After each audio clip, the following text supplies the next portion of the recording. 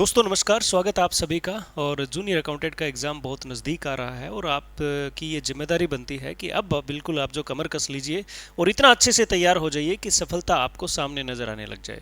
याद रखें, एक वेल मैनेज प्लान आपको सफलता तक लेके जा सकता है। हमेशा ध्यान रखें कि प्रीवियस ईयर क्वेश्चन पेपर को अच्छे से देखना चाहिए आपको। अगर नहीं देखें तो अब भी समय है, आप देखिए, कंसल्ट करिए अच्छे से, ताकि आपके किसी भी प्रकार से कमियां नहीं रहे, है ना। अच्छे से प्लान करिए, अच्छे से तैयारी करिए, विश्वास करिए अपने आप पे, विश्वास करिए अपनी मेहनत पे, ताकि आप सफल हो सके, अपने सपनों को पूरा कर सके। आज हम जूनियर अकाउंटेंट के प्रीवियस ईयर क्वेश्चन पेपर के जो है 25 क्वेश्चन करने वाले हैं। अच्छे से समझे इनको, सोचिए समझिए कि क्या टेक्निक लगाई जा रही है, किस तरह से सोल्व करना चाहिए इनको, सारी बातें देखने वाले हैं, है ना। सिलेबस के बारे में भी कंसल्ट करेंगे। और अगर आपको लगता है कि हम अपने आप से जो है वो सेल्फ स्टडी के आधार पर हम नहीं पढ़ पा रहे और हमें एक अच्छे प्लान और अच्छे रूल्स और अच्छे नोट्स की ज़रूरत है, तो है ना, आज हम शाम को, मंगलवार यानी 19 दिसंबर, आज शाम को हम लाइव कोर्स और रिकॉर्डेड कोर्स शुरू करने वाले हैं, क्रैश कोर्स शुरू करने वाले हैं, जिसके माध्यम से आप इंग्लिश लैंग्वेज में काफ़ी अच्छा जो है वो परफॉर्म कर सकते हो। इस क्रैश कोर्स के माध्यम से आपके डाउट सॉल्यूशन किए जाएंगे, आपके जो है वो इंपॉर्टेंट जो है रूल्स है उनसे अवगत कराया जाएगा और प्रैक्टिस भी करवाई जाएगी। तो इस कोर्स का हिस्सा जरूर बनिए अगर आपको बहुत अच्छे से इन 25 क्वेश्चन को करना है तो, है ना। बहुत जो है बहुत सारे टॉपिक ऐसे हैं जो आपको मिलेंगे नहीं हर एक किताब में, उनको अच्छे से समझोगे तभी आप आगे जा पाओगे, है ना। तो बिल्कुल शाम को मिलते हैं लाइव क्लास में, आप जो है वो आइएगा, जरूर पहुंचिएगा उस समय, और है ना अपनी सफलता सुनिश्चित करें, है ना। तो शुरू करते हैं कोर्स को, अपने इस 25 क्वेश्चन को। और एक बार शेयर सब्सक्राइब जरूर कर दें आप इसको, कमेंट के माध्यम से बताएं कि आप किस तरह की जो तैयारी कर रहे हैं और क्या आपकी नीड्स है ना। तो चलिए शुरू करते हैं। हमारा पहला क्वेश्चन है डिटर्मिनर से रिलेटेड, है ना। डिटर्मिनर नाउन पर आधारित होता है। ध्यान रखें कि नाउन जो है ना, नाउन जो है उसको अपने देखें ना तो वो दो तरह से देखना होता है। पहला होता है, ठीक है, काउंटेबल, और दूसरा होता है अनकाउंटेबल, ठीक है। अब ये काउंटेबल भी दो प्रकार का हो जाता है, एक हो जाता है सिंगुलर और एक प्लूरल। अनकाउंटेबल की ऐसी कोई श्रेणी नहीं होती। इसी नाउन के आधार पे डिटर्मिनर भरना है। जैसे हमारे पास क्या है, ओनली स्पेस दीज एप्पल्स, ये एप्पल्स हमारा नाउन है, ठीक है। अब एप्पल्स आता है प्लूरल में, ठीक है, काउंटेबल का प्लूरल है एप्पल, ठीक है, समझे बात। अब ख्याल रखना है कि जो लिटिल आता है ना वो अनकाउंटेबल के साथ आता है, इसका मतलब ये लिटिल इसका उत्तर नहीं बनेगा। एवरी जो आता है ना वो सिंगुलर के साथ आता है, इसका मतलब ये भी उत्तर नहीं बनेगा। अब बचते हैं ये दो, आप दोनों को पढ़ के देखिए। मोस्ट ऑफ द स्टूडेंट्स इस तरह से अंदाजा लगा लेंगे कि only many of these apple, only a few apple, only a few of these apple. इन दोनों फ्रेजेस में से सही क्या लग रही है? पहले कुछ लोग तो इस बात से अंदाजा लगा लेंगे। दूसरा, अगर नहीं समझ पाए हो तो आपको रूल्स पढ़ने पड़ेंगे। रूल ये कहता है, अगर ओनली आ जाता है तो अ लिटिल या ए फ्यू आता है, ठीक है। अगर वेरी आ जाता है तो वेरी के साथ लिटिल या फ्यू आता है। एक्सट्रीमली वर्ड आता है तो उसके साथ भी लिटिल आता है। टू के साथ भी, TOO के साथ भी लिटिल आता है। तो ये थॉमसन एंड मार्टिनेट की किताब में रूल्स बने हुए हैं, उनके आधार पे आपको ये करना पड़ेगा। गहराई वाली बात है, बिल्कुल डीप जो है वो क्वेश्चन पूछा गया है ना। सामान्य क्वेश्चन ये बिल्कुल नहीं है। तो आप अगर इस बात से अंदाजा लगाते हो ओनली मैनी कुछ नहीं होता तो एफ यू कर देते हो तो भी ठीक है। अगर नहीं कर पाते हो तो आपको रूल की जरूरत पड़ेगी, और रूल कहता है कि ओनली के साथ एफ यू ए लिटिल आता है। तो लिटिल का तो पहले ही पत्ता काट दिया कि लिटिल वाला तो पूरा ग्रुप ही नहीं आएगा इसके साथ, क्योंकि ये प्लूरल काउंटेबल है। तो बचा क्या? फ्यू। ऑप्शन डिलीट करते चलिए। दूसरा है, he gave me 1000 rupee note. ये नोट हमारा नाउन है जो कि सिंगुलर है। अब सिंगुलर के साथ तो तीनों आ सकते हैं। एन नहीं आएगा क्योंकि यहां पर साउंड क्या है? थ साउंड है, यानी कि कॉन्सोनेंट है। एन वाउल साउंड के साथ आता है। नो आर्टिकल नहीं आना यहां पर क्योंकि नाउन जो है वो दिया हुआ है, और ये जो है वो कहीं ना कहीं आप इसको जब रूल्स पढ़ेंगे तब डिटेल में समझ आएगा। ये नो आर्टिकल, इसको तो मैंने पहले काट दिया। द का मतलब होता है कोई विशेष निश्चित डेफिनेट चीज, और अ का मतलब होता है इनडेफिनेट चीज। आप खुद सोचिए कि he gave me 1000 rupees note, ठीक है, 1000 रुपए का नोट। कौन सा? कोई एक फिक्स है क्या? नहीं है फिक्स ये चीज, ठीक है। तो फिक्स नहीं है यानी जो है वो डेफिनेट नहीं है, तो द आर्टिकल भी नहीं आएगा, बचेगा हमारे पास ए। He gave me 1000 rupee note, ए उत्तर आ जाएगा। डिटर्मिनर नाउन के आधार पे सही होगा, नाउन की नेचर के आधार पे सही होगा। पहले नाउन की नेचर फिर रूल्स। उसके बाद देखिए प्रेपोजिशन का क्वेश्चन बना है, आई बोट दिस बुक 50 रुपीज। जब आप किसी चीज को किसी चीज के बदले खरीदते हो, बदलते हो, एक्सचेंज करते हो, तो प्रेपोजिशन लगता है फॉर। जनता फंस जाती है इनमें। कैसे कि जी किताब 50 रुपए में खरीदी है, रुपए में, और में का इंग्लिश ट्रांसलेशन होता है इन। तो जनता वहां पर बौखला जाती है, लेकिन गलती नहीं करनी हमने। एक चीज के बदले दूसरी चीज ली, इस पेन के बदले दूसरी पेंसिल ली है, तो इसका मतलब अदला बदली करिए ना तो फोर आएगा इसमें। जैसे हमने किताब के बदले पैसे लिए, अदला बदली जो है वो कर ली है ना, तो फोर आता है ना। एक एट भी आता है, खरीदारी करने के लिए एट भी आता है, लेकिन कैसे होगा बोलो, एट द रेट। अगर एट द रेट, अगर रेट बता रहे हो ना किसी वस्तु का, तो एट प्रयोग होगा। जैसे है ना, जैसे mangoes are sold at 50 rupees per kilo. ठीक है, मैंगो जो है वो, मैंगोज जो है वो कितने रुपए, 50 रुपए पर किलो बिकते हैं, सोल्ड। तो आपने रेट बताया ना 50 रुपए, तो एट आ जाएगा। यहां एट क्यों नहीं आएगा, क्योंकि पूरी कीमत बताई है। जब पूरी कीमत बताते हैं तो फोर आएगा, याद रख लेना इस बात को। उसके बाद इधर वाली साइड से क्वेश्चन करते हैं। ये रट्टा मारने वाली कहानी है, इसमें जो है वो आपको कंसेप्ट नहीं लगाने। देखो आवरण पत्र जो होता है ना, उसको कवरिंग लेटर जो है वो बोलते हैं। उसके बाद ऑन प्रोबेशन को परिवीक्षाधीन बोलते हैं। परिवीक्षाधीन, प्रोबेशन पीरियड जो चलता है आपका 2 साल का किसी भी जॉब में आने के बाद, उसे परिवीक्षाधीन जो है वो बोलते हैं। दो चीजें हो गई। यहां पर एंटोनम सिनोनम क्वेश्चन जो है वो आपको क्या है, डेली रूटीन में पढ़ने हैं। याद रखना, डेली रूटीन में अगर आप पढ़ोगे ना इनको, तो बहुत अच्छा कर जाओगे। यानी 20 या 30 वर्ड एक टॉपिक, ये 5 टॉपिक बताए थे मैंने आपको, ठीक है। तो पांचों टॉपिक के 20-30 वर्ड डेली पढ़ोगे तो अच्छा जो है वो, देखिए इजी इजी आ रहा है। एमिनेबल का जो मतलब होता है ना, अफेबल, फ्रेंडली, ठीक है। तो ये क्या हो जाता है, फ्रेंडली हो जाता है इसका मीनिंग, है ना। एमिनेबल का मतलब फ्रेंडली। उसके बाद है ना, आगे चलते हैं हम। ये वाले मैं बता रहा हूं आपको किसके आधार पे, रटने के आधार पे। ये वाले किसके आधार पे होंगे, है ना, कंसेप्ट के आधार पे, नॉलेज के आधार पे। आगे चलिए यहां तक। अब देखना जरा, अब जो क्वेश्चंस आ रहे हैं ना, वो कुछ इस हिसाब से हैं। इस सवाल का जवाब क्या होगा, ठीक है, यानी इंटेरोगेटिव। और अगर आप इंटेरोगेटिव प्रश्नों को हल करने जा रहे हो, उसकी जो है इंग्लिश ट्रांसलेशन करने जा रहे हो, तो आपके लिए एक चीज बनती है, क्या बनती है, कि हेल्पिंग वर्ब प्लस में सब्जेक्ट। हेल्पिंग वर्ब प्लस में सब्जेक्ट, और लास्ट में आना चाहिए इंटेरोगेशन, बीच में जो कुछ भी आए। तो इंटेरोगेशन जरूरी है। अब देखो इसमें क्या होगा, इस सवाल का जवाब क्या होगा, हेल्पिंग वर्ब जरूरी है, और पहले आनी चाहिए सब्जेक्ट से। पहले में हेल्पिंग वर्ब यहां आ रही है, तो ये उत्तर नहीं बनेगा, ये इसी के आधार पे, ठीक है। उसके बाद में इसमें तो हेल्पिंग वर्ब है ही नहीं, हेल्पिंग वर्ब के बगैर नहीं होता भाई, नहीं होता इंटेरोगेटिव सेंटेंस, हेल्पिंग वर्ब है नहीं। और इसमें क्या दे रखा है, what answer will this question be of, ठीक है, B of.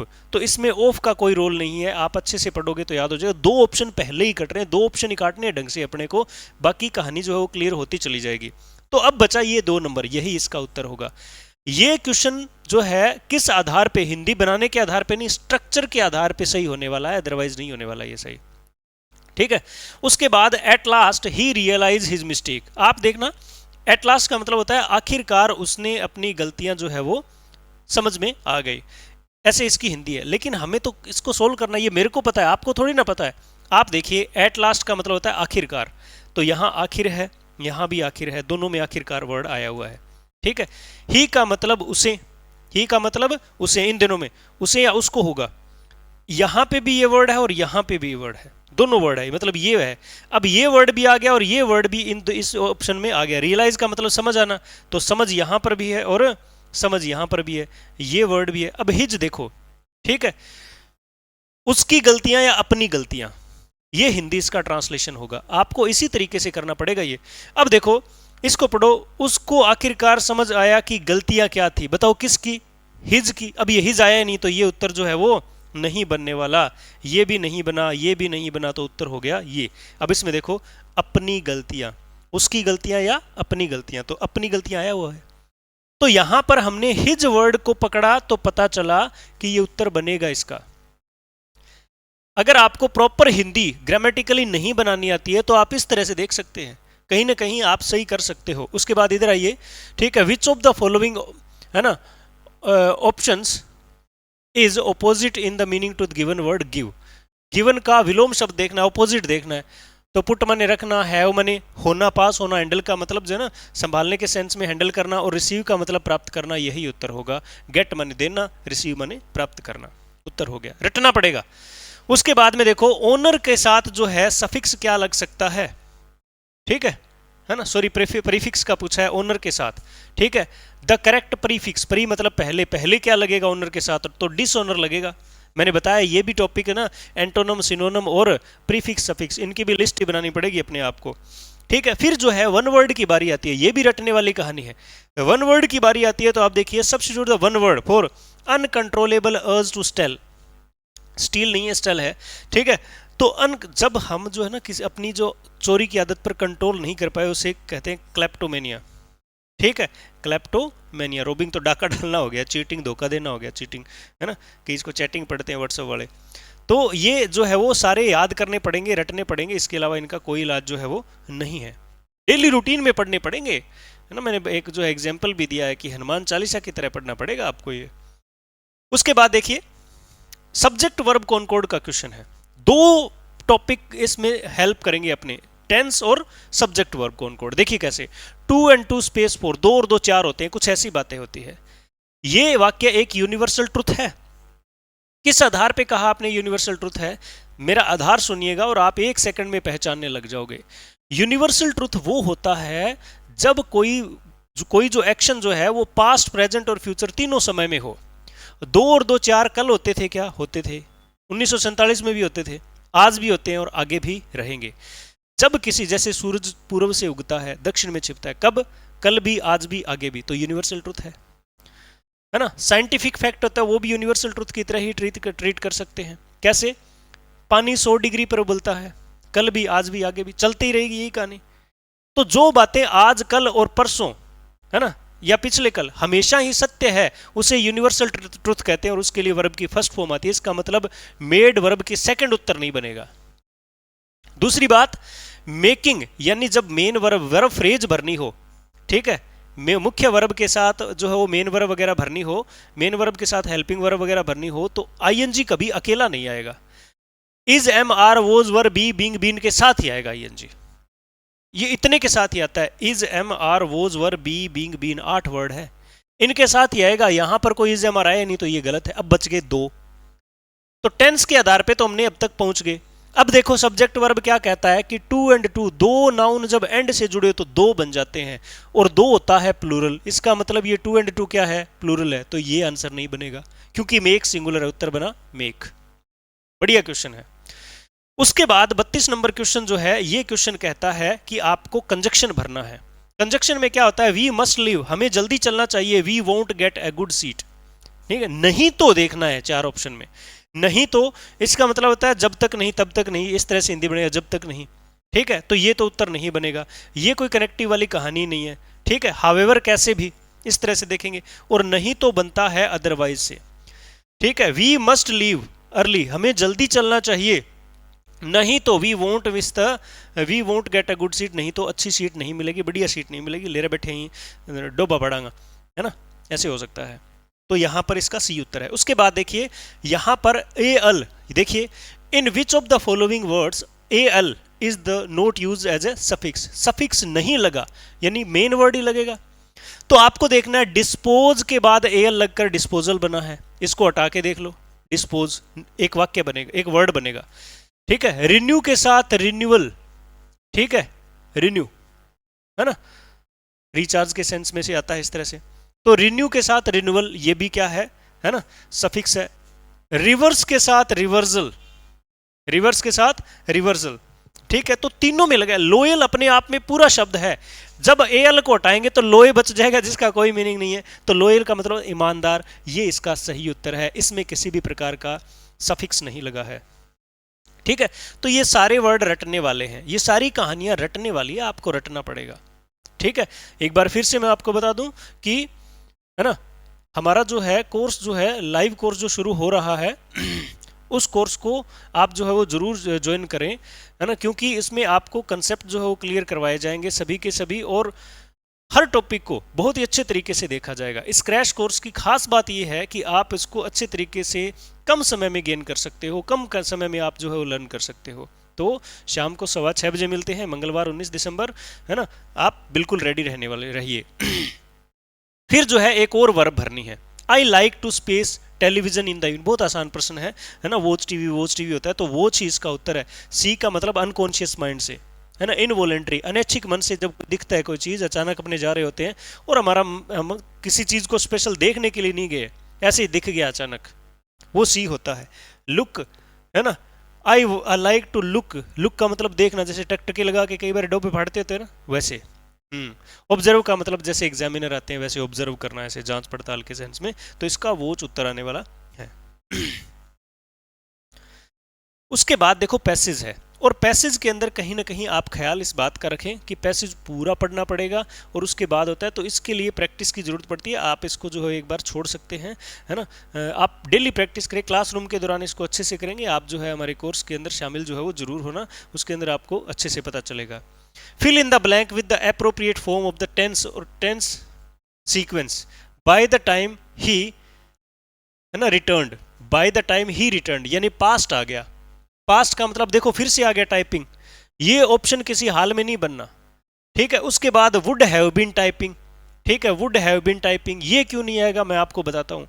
Been typing since for time के साथ आता है, अदरवाइज नहीं आता, तो इसकी दो वर्ब तो ऐसे ही कट गई, है ना।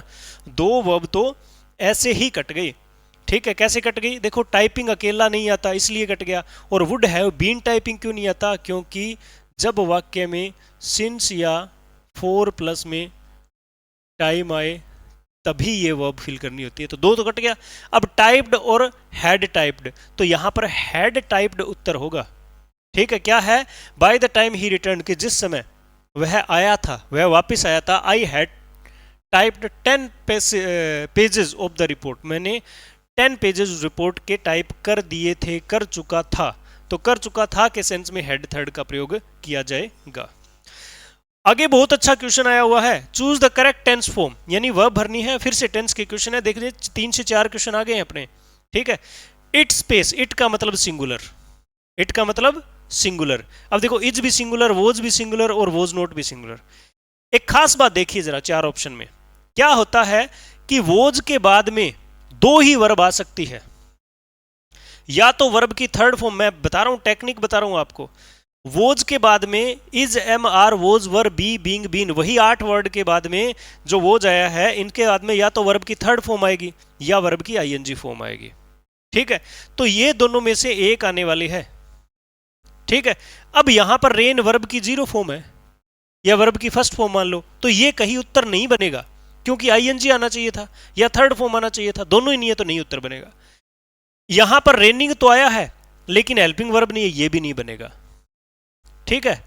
खास बात देखना इस क्वेश्चन की, it is note, it is note अपने आप में पूरी वर्ब है ही नहीं, इट इज नोट यह नहीं है, व्हेन आई गोट अप, जब मैं उठा, जब मैं उठा वह नहीं है। अब दूसरी बात देखिए, गोट वर्ब की सेकंड फॉर्म होता है यानी पास्ट, तो इधर भी पास्ट आना चाहिए, तो ये प्रेजेंट है, ये नहीं बनेगा।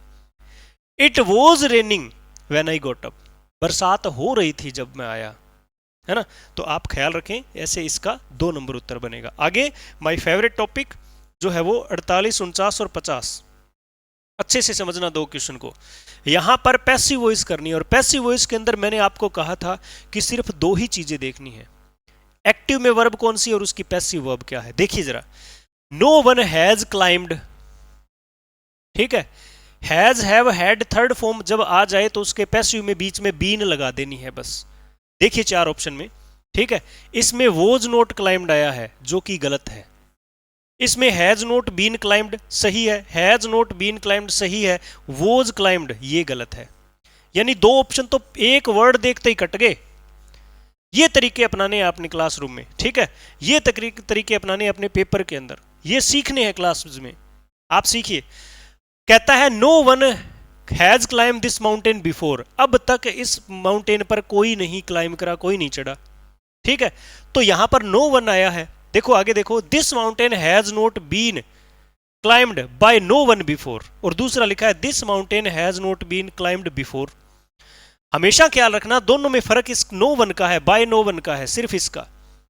और नो वन का मतलब कोई निश्चित व्यक्ति आप बता सकते हो क्या, नहीं बता। जब कोई अनिश्चित हो, जब हमें पता नहीं हो, जब ऐसे समवन, नो वन, नथिंग इस तरह के वर्ड आए तो इसको लगाना गलत होता है, ये भी गलत उत्तर है और ये इसका सही उत्तर हो जाएगा। आसानी से कर लिया ये क्वेश्चन, 2 ऑप्शन तो आसानी से कट ही गए। आगे देखिए जरा, आगे देखिए, आगे लिखा हुआ है 49 नंबर क्वेश्चन जो है उस पे लिखा हुआ है ना, करेक्ट डायरेक्ट फॉर्म देखनी है। अब देख लो उल्टा कर दिया, पेपर डिफिकल्ट है, उल्टा कर दिया, हमें डायरेक्ट से इनडायरेक्ट जाना होता है, ये इन्होंने इनडायरेक्ट से डायरेक्ट में भेजेंगे। क्या लिखा है, the policeman asked if, the policeman asked if, the policeman asked if, यानी इफ आया है यहां पर, इसका मतलब इफ वेदर किस में लगता है, इंटेरोगेटिव में। 4 में से इंटेरोगेटिव है क्या, पहला है, दूसरा है, तीसरा है, चौथा है, इंटेरोगेटिव तो है भाई। दूसरा आई हैड सीन, अब हैड सीन वर्ब है ना जो किस में है ना, इनडायरेक्ट स्पीच में, वो डायरेक्ट में क्या बनेगी, या तो वर्ब की सेकंड फॉर्म बनेगी या क्या बनेगी, हैज या फिर हैव वर्ब थर्ड, ये 2 बनने वाली है। ये 2 देखिए, पहले में देखिए, ठीक है, हैड यू सीन, अब हैड को हैड में रख दिया, गलत है, ये उत्तर नहीं आएगा। अपने वर्ब सेकंड या हैज है थर्ड देखनी है। फिर है हैड, ये भी उत्तर नहीं बनेगा। ठीक है, हैड आ गया फिर भी नहीं बनेगा, मैं बता रहा हूं आपको। उसके बाद देखिए डिड बन सकता है, उसके बाद में डज वर्ब की फर्स्ट फॉर्म है, ये भी नहीं बनेगा, ये लो सही उत्तर। ज्यादा परेशान होना ही नहीं है। डिड वर्ब की सेकंड फॉर्म होता है, डिड सी वर्ब की सेकंड फॉर्म होता है, पास्ट सिंपल में आता है, ये सही उत्तर है, दिक्कत ही नहीं है कहीं। ये क्यों गलत है, क्योंकि हेड को हेड में रख दिया, हेड को हेड में रख दिया, और डज कभी आएगा नहीं इसमें, प्रेजेंट नहीं आएगा। तो कितनी आसानी से क्वेश्चन कर लिया, जो हिंदी बनाना वगैरह वगैरह परेशानियां जो है वो रहती है, समझे इस बात को। आगे है बहुत ही बढ़िया क्वेश्चन है ट्रांसफॉर्मेशन का, ऐसे वैसी कहानियां समझ में नहीं आएगी इसमें। देखिए जरा, O that I were a beauty queen, कोई जो है वो लड़की है वो कह रहती है ओवर काश, है ना, ओ दैट का मतलब होता है काश, है ना, काश, और उसके बाद में ऐसे काश। इमेजिनेशन कहती है कि काश मैं ब्यूटी क्वीन होती, बहुत ही सुंदर क्वीन होती, राजकुमारी होती, हाँ मैं इतनी सुंदर हूं, मैं क्या करूं, वही लड़कियां ऐसा बोलती है। ठीक है, O that I were a beauty queen, काश मैं एक ब्यूटी क्वीन होती, इसका मतलब ये है। ठीक है, तो इस तरह के जो है सेंटेंसेज है ना, उनके लिए जो है वो आई विश जो वगैरह यूज किया जाता है। देखिए जरा, transform the sentence into assertive sentence में बनाना है, यानी इसको हटा देना, असर्टिव में बता दूंगा क्या होता है। ठीक है, वाई क्यों, ये तो बनेगा ही नहीं। ठीक है, O that I were a beauty queen, इसका मतलब क्या है कि मैं ब्यूटी क्वीन हूं। ठीक है, मेरा जी कर रहा है, मेरा मन कर रहा है कि मैं ब्यूटी क्वीन हूं। वो कहता है मैं why would I not want to be a beauty queen, मैं क्यों ना चाहूं ब्यूटी क्वीन बनना, ये उत्तर नहीं है इसका। दूसरा, I wish I were a beauty queen, बिल्कुल सही उत्तर है। I am not so beautiful to become a, अब देखो ये कहता है मैं तो ब्यूटीफुल हूं ही नहीं ब्यूटी क्वीन बनने के जैसी, ये भी गलत उत्तर है। अलास, अब ये अलास है ना, देखो ये साइन अगर यहां पर आ जाए तो उत्तर गलत होगा, क्योंकि हमें क्या करना है, एक्सक्लामेटरी सेंटेंस को असर्टिव में बनाना, ये भी उत्तर नहीं होगा। आई wish I were a beauty queen, ठीक है, तो ये उत्तर हो जाएगा इसका। तो ये इस तरह से आपको क्वेश्चन सोल्व करने हैं। मैं एक बार फिर से बता दूं कि मंगलवार 19 दिसंबर यानी आज शाम को 6:15 बजे मिलते हैं हमारे लाइव प्लस रिकॉर्डेड कोर्स में, है ना। उस क्रैश कोर्स में आप सभी कंसेप्ट को क्लियर कर सकते हो, अपने सिलेबस को अच्छे से मैनेज कर सकते हो। अच्छे से पढ़िए, शानदार तरीके से पढ़िए, खूबसूरत तरीके से पढ़िए, टेक्निकल वे में पढ़िए, सफल होइए, है ना, और बाद में बधाइयाँ जो है वो पाइए सभी की। मिलते हैं क्लास में शाम को 6:15 बजे। धन्यवाद।